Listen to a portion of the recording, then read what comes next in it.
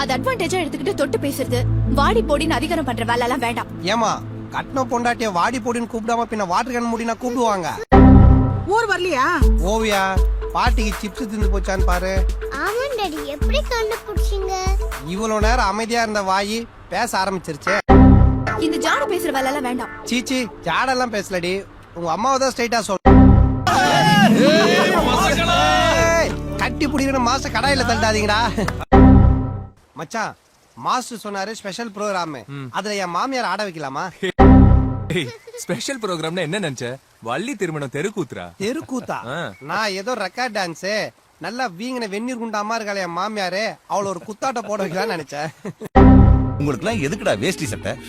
பேசாம அவங்க புடவையை வாங்கி கட்டிக்க வேண்டியதானே? டேய் யார பார்த்து போட. இப்ப எதுக்கு பின்னாடி கிஞ்ச பேண்ட் மாதிரி உங்க அம்மா வாய போல